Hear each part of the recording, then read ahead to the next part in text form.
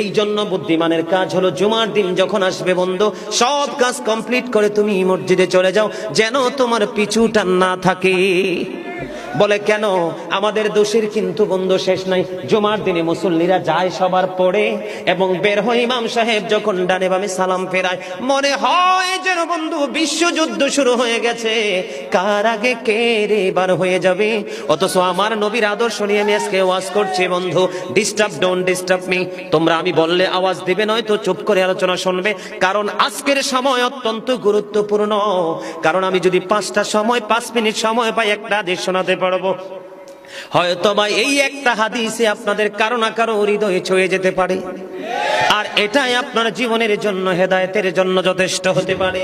বন্ধু, মুসল্লিরা যায় রে সবার পরে, বের হয়ে আসে সবার আগে। এটা মুসলমানের কখনো চরিত্র হতে পারে না, তাকওয়া সম্পূর্ণ ব্যক্তির আদর্শ কখনো হতে পারে না। হাদিস